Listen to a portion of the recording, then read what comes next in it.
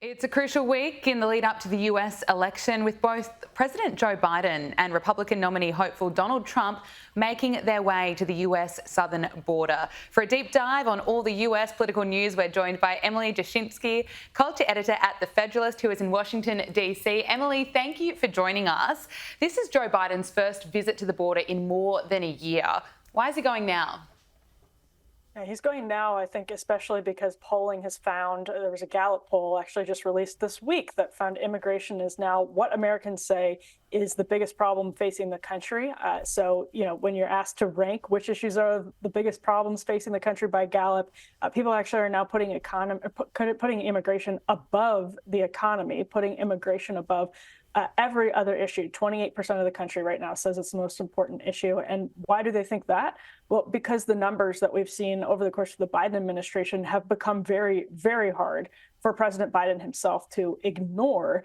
And it's become more high profile as leaders in the House and the Senate have been negotiating over Ukraine funding, Israel funding, because House Republicans and Senate conservatives insist on funding for the border, and actually on a bill that would dramatically change the way that border security in the United States works. The media has been talking nonstop about immigration. So it's just, Joe Biden has seen high numbers throughout his presidency. They aren't at their very peak right now. That was, late last year. They were just hitting records, it seemed like every single day.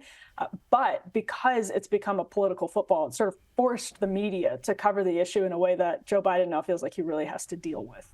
What will this do for his chances at re-election? Do you think Americans will see through that it is an election year, or will it, boost his support? No, I don't think there's any way that Joe Biden can wiggle out of the crisis that's happened, even just politically, over the course of this last couple of years during his time.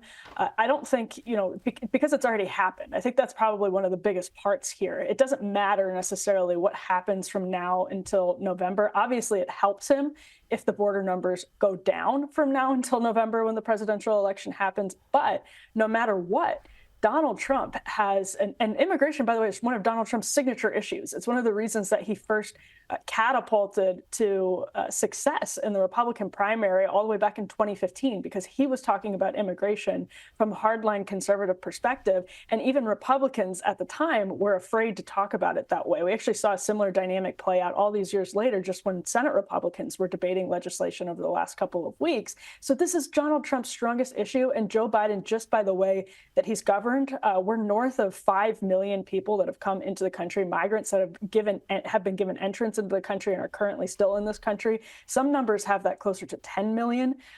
Those numbers are crazy for Joe Biden to defend, and they've already happened. So he can, it definitely helps him to try to sort of stanch the flow over the next several months, but he can't undo what happened over the course of his time. And just really quickly, another story that highlights that is the young girl who was killed in Georgia. This has been getting a lot of media coverage by a migrant who was here illegally, should have been deported for criminal violations, came into the country in recent years. Every time that happens, going forward, that's going to be, this is part of the problem that Joe Biden has, and that there have already been millions of people with dubious asylum claims let into the country as migrants under his time in office. So every time, there's something like this that comes up, that's going to go right back to Joe Biden from now until November.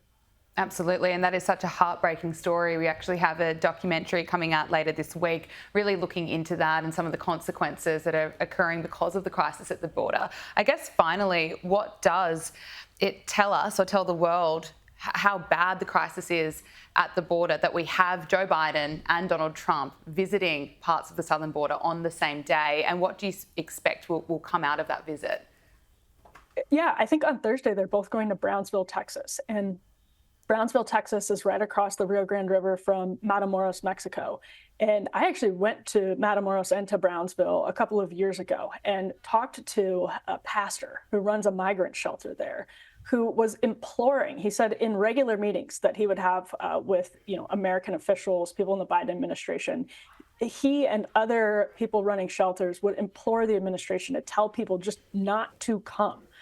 And so what we saw last year when Joe Biden went to the border was the city of El Paso, which is right across from Juarez, was totally cleaned up. And Biden didn't actually meet with a migrant. He went to a shelter, but he didn't actually meet migrants and hear their stories. So Donald Trump, who's a master, again, of this issue and of the media, will likely have a much better, whatever it is, photo op, media opportunity, whatever it is that he does in Mexico will obviously, or in Texas, that is Brownsville, will obviously be better for him than whatever Joe Biden either does. Because if Joe Biden actually confronts the truth of this issue, he's going to be talking to migrants, people who run these shelters, who see human trafficking with every single migrant. Every migrant pays a cartel to cross with very, very few exceptions. Everyone does it. So if he confronts this issue honestly, he's confronting an incredible failure of his own policy. Human trafficking on a vast scale, drug smuggling on a vast scale, kidnappings, sexual violence on a vast scale. And I don't think that's what Joe Biden is going down there to do. So if he doesn't confront the issue honestly, then again, he has a disastrous appearance like he did last year when he went to El Paso, and the streets suddenly they had been, filthy and covered with the huddled masses, people in desperate situations, migrants who are, in desperate situations. They all were cleaned up from the streets. So that's not good for Joe Biden either. I mean, it's a catch-22 of his own making. Yeah, we will have to wait and see what unfolds when he does visit the border on Thursday. Other pieces of news, I should say, that are making headlines in the US. Republican Senator Mitch McConnell has announced that he will step down as party leader in November. The Kentucky senator, who turned 82 last week, will leave as the longest-serving Senate leader in history. The minority leader says that he plans to hold on to his seat in the chamber, his current term ending in 2027. One of life's most underappreciated talents is to know when it's time to move on to life's next chapter. Still have enough gas in my tank to thoroughly disappoint my critics, and I intend to do so with all the enthusiasm with which they become accustomed. Emily, what's your analysis on this? Yeah, my colleague Sean Davis at the Federalist was talking to folks in Senate conservative circles today and Senate insiders, and their read on the situation actually is that this is a way for Mitch McConnell to hold on to power, kind of paradoxically, because it looked like he actually might have been pushed out sooner than November, or at least that his legacy was going to be severely tarnished. We saw Senator Ted Cruz and actually other sort of mainstream popular conservative senators call for an end to Mitch McConnell's leadership over the course of just the last month, especially over that failed immigration deal that he brokered along with Senator James Lankford and Senator Chuck Schumer, Majority Leader Chuck Schumer. So that was sort of the straw that broke the camel's back. And all of these Republicans who had been dissatisfied with Mitch McConnell for more than a decade. I mean, Senator Marco Rubio, a popular Republican senator, today after the McConnell news came out, tweeted an emoji that was sort of it was a silly face emoji, and that immediately conjures the fact that Mitch McConnell endorsed Marco Rubio's primary opponent all the way back in 2009, Charlie Crist, who is now a Democrat. Mitch McConnell actually endorsed Rand Paul's primary opponent back in 2014. He has done this where he has sort of staked out a position against the hardcore conservatives. He spoke out constantly against the Tea Party in the 2010s and really became an enemy of sort of the conservative movement in Washington, D.C., but was able to paper over those divisions by getting a lot of appointments to the Supreme Court and a lot of what people saw, at least for a time, as conservative victories. And so they sort of went along with Mitch McConnell as leader because he was, seen as somebody who was a legislative master. He knew parliamentary procedure. He knew how to obstruct what Democrats were doing. But that started to bubble to the surface just in the last month. So it's very possible that in the coming months, Mitch McConnell would have faced a really, really tough challenge. And now he'll have time. I mean, he clings to power for another election cycle and will have time to kind of handpick a successor, especially because, again, his health is failing. He's had serious health complications just in the last year. And people who work in the Senate say he just physically looks much frailer than he used to. And that's understandable given the health complications. Another man who is looking much frailer in recent years is the president himself, Joe Biden. And this poll that has come out might come as no surprise. This poll shows that Joe Biden is facing an enthusiasm gap heading into the 2024 election. Emily, are you surprised? Why could that be? Yeah, I mean, no, I'm not surprised by that at all. But there have been other polls that have found not only is it an enthusiasm gap, some of it is translating into gains for Donald Trump. So, for example, New York Times and Axios both had polls in the last month or so that showed Donald Trump gaining like no Republican, high-profile Republican has in a long time with young voters. So it's, for example, or Black voters and Hispanic voters is what some polls have found. And so it's not just that Democrats are less enthusiastic about Joe Biden. It's actually that some people are starting to take a second look at Donald Trump, which is not what anybody here in Washington, D.C. would have predicted. But that's how bad Joe Biden is for the Democratic Party, especially, again, with young people who are very crucial to his victory in 2020, coming out in big numbers in college towns and swinging the vote for him in battleground states with some of those big college towns. It's one thing to have an enthusiasm gap that's bad enough on its own, but what it looks like is also some of that is translating to Donald Trump. So that's in Michigan, for example, last night, some 20% of the vote was a protest vote. So uncommitted, that option got about 13% of the vote. Another 5 or so went to Dean Phillips and Marianne Williamson. We saw that in college towns, but we also just saw that in areas that are concentrated with young people. A lot of the upset was over Joe Biden's policy towards Israel. So with young voters in particular, that enthusiasm gap is real. And what's worse for Democrats is it could actually start bleeding into support for Republicans. And people are now looking at what are the best replacements for Joe Biden. You've written a piece on why Kamala Harris is not a good bet to be Joe Biden's replacement and why we should really prepare for the downfall of Kamala Harris. Can you talk us through why that is? I went and looked back at some of the polling for Kamala Harris because, I remember 2017, 2018, Kamala Harris was one of the politicians that had the most buzz and the most goodwill with sort of elite media and the political establishment here in Washington, D.C. And it showed in her polls. She was Glamour's Woman of the Year. I think that was back in 2018, was getting tons of positive press coverage. And in the polls, she was doing really well. She was going up and up and up. And then after she became vice president and the spotlight really hit her hard, she had a failed presidential candidacy in the middle of that, too. Everyone, again, thought, Kamala Harris might be the one to beat. She would be a safe bet. If you were putting money on the candidates, you wouldn't be dumb for putting most of your chips on Kamala Harris. But she didn't even make it to Iowa, again, because just this sort of lackluster performance. And when the spotlight really hit her as vice president, she's had gaffe after gaffe after gaffe. Part of that is because the Biden team has given her the worst possible tasks, fixing the, quote, root causes of the border crisis, not an easy thing to deal with at all. So she hasn't been helped by that, but she just says things that go viral for being so just like the perfect stereotype of a politician who's using a lot of words but not saying anything. It's almost a parody of that. And she does it every time she gives a major speech. Looking at the Republican Party, it looks more and more likely by the day that Donald Trump will be the Republican nominee.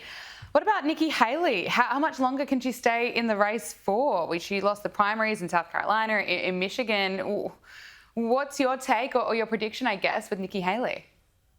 It's interesting because until actually she just lost in South Carolina, she was getting a lot of money. I mean, she was outspending Trump. She even outspent Ron DeSantis in Iowa, but she outspent Trump and Ron DeSantis in Iowa and New Hampshire, and then massively outspent Trump in South Carolina, especially in the last month. They blew him out of the water because some Democrats and wealthy people that are sort of on both sides of the aisle, give to people on both sides of the aisle, were bankrolling her campaign. They see it as sort of a protest campaign against Donald Trump and not necessarily a viable campaign to actually beat Donald Trump. So the question is whether those donors are willing to keep putting money into Nikki Haley's race to help her kind of limp along. She says she's going to be in this past Super Tuesday. She already bought a 7-figure ad buy ahead of Super Tuesday. She is putting more money into this race, and she does still still have some money to put into this race until Super Tuesday. But if she wants to really stick it out, she can. It just depends on whether she's able to fund that money. And personally, it looks like she does have the will to do that.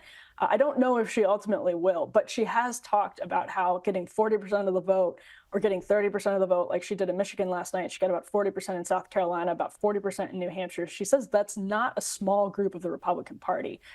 And so for her to kind of continue making this stand on what she says is a very principled stand, the media really loves it. There could be a lot in it for her down the road if she's able to sort of become the high-profile foil to Donald Trump, almost the heir apparent after Donald Trump to that sort of donor class. So it just depends on if people are willing to fund this sort of public relations campaign against Donald Trump. It's more PR campaign than it is political campaign. Okay, finally, Emily, an Italian television show has recently mocked Joe Biden in a Saturday Night Live style skit by poking fun at the president's mental fitness. The skit portrayed an actor mimicking Joe Biden, mumbling through a speech, wandering aimlessly and confusing world leaders' names. Let's take a look. Buonasera, Presidente Biden. Oh, Presidente Biden. President, Mr. President. It's okay. Are you okay, President? It's okay. Tutto a posto. Welcome. Benvenuto. No, di nuovo. Mamma mia. President, Mr. President, ecco. Are you okay? Yeah. Okay, it's okay. Yeah, very good. What's your name? Con chi parla? Mr. President. My name is Joe Kennedy. No, Biden. Lei è Biden. È Biden. Ma... Oh, no. Emily, did they get it right? Is it a little bit too close to home? You know, again, yeah, I think it resonates with a lot of voters because it keeps showing up in the polls that people think, and it happens to Trump too. I mean, there's a lot of dissatisfaction, and Nikki Haley has talked about this on the campaign trail. There's widespread dissatisfaction with the same candidates as 2020 being what's on the ballot in 2024. There's a lot of polling that suggests people think Joe Biden is too old to be president. There's even polling of Democrats that suggests they wish they had another option. And so much of it, because he's passed a lot of legislation. He has put a lot of executive actions into order, but a lot of it just comes down to his inability to get through some sentences often when he's speaking publicly. He does fall and stumble a lot. And it just reminds me of the George W. Bush era. It reminds me of the Trump era when constantly Americans felt like they were being embarrassed on the world stage by their president. And a lot of the people that were upset about George W. Bush doing that and really liked Obama for being sort of refreshing and the anti-George W. Bush, someone Americans could feel proud of when he was, at the G20 summit. A lot of them are defending Joe Biden now. And I don't think that's really working for voters because for voters, when you're not that partisan, you just see a man who's really, really struggling, not unlike Mitch McConnell has really struggled with his health. It's very visible and it's almost uncomfortable to watch.